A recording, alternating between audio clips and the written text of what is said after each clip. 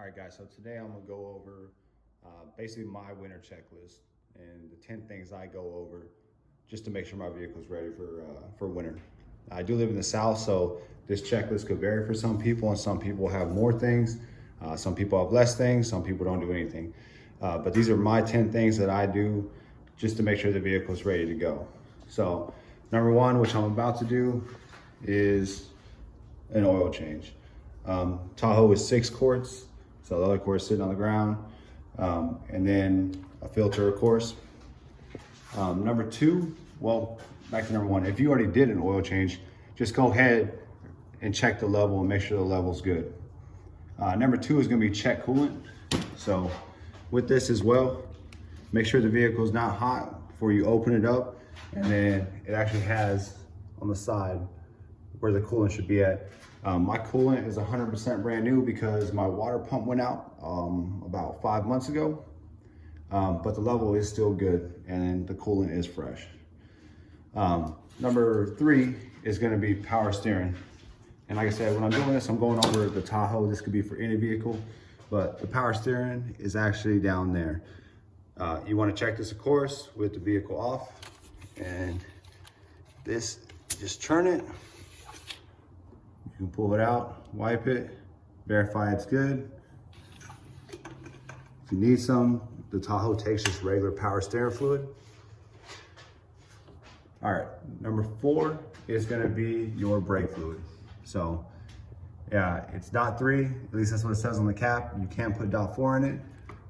For this, you can shake it a little. If you can't tell because it's dirty, you just open the cap, look in. With this, you don't want to overfill it. Same with power steering, same with oil, of course. Number five is going to be the windshield wipers. One, you want to make sure the windshield wipers work. Two, you want to check the blades. Mine are worn out, so I'm definitely going to end up replacing these.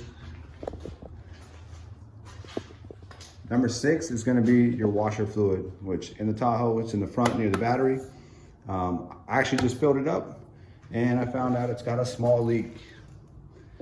So that's something I'm gonna have to get fixed because I hate when the windshield's dirty and I can't clean it when I'm driving. Number seven, these are also pretty dang new too. It's gonna be tires. So like I said, depending on where you live, I live in the South, so we get a little bit of snow, but not too much snow. Maybe more ice than anything.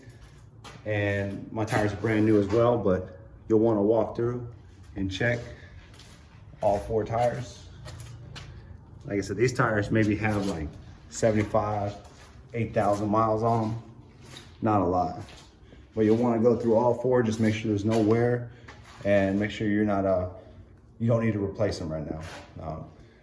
It sucks to be cold on the road and you have a flat tire or you're sliding around everywhere because you don't have good tires. Number eight for me is the belt. You just want to check the belt. You want to make sure there's no cracks. Make sure the little grooves on it, they're not all cracked up and breaking.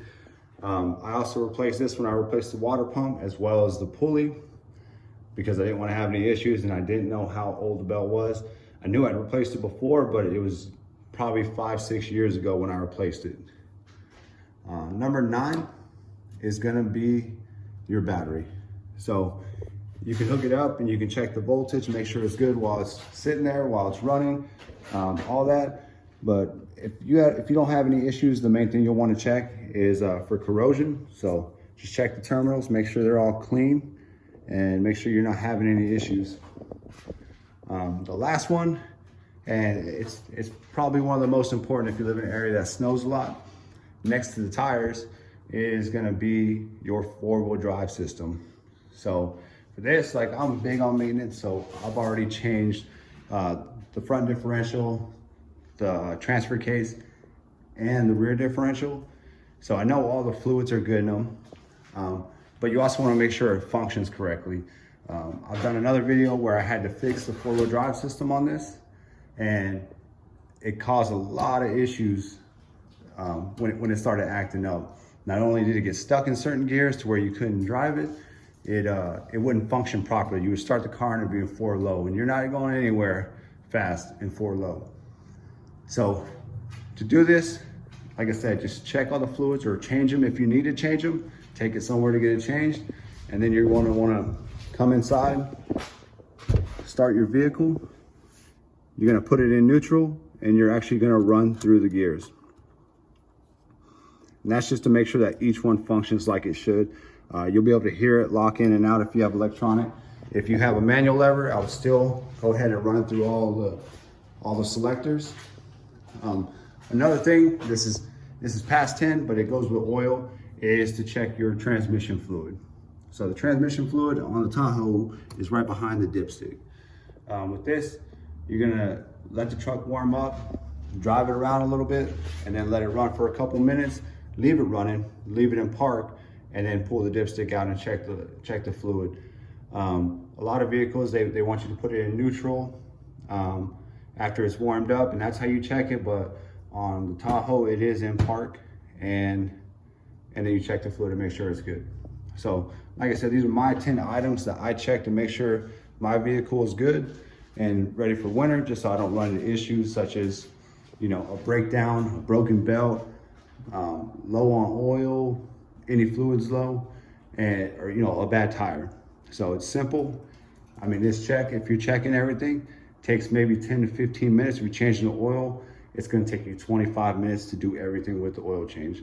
So it's quick and easy, and it could save you a big headache. I hope this helps somebody. And like I said, it's universal. You can go for any car.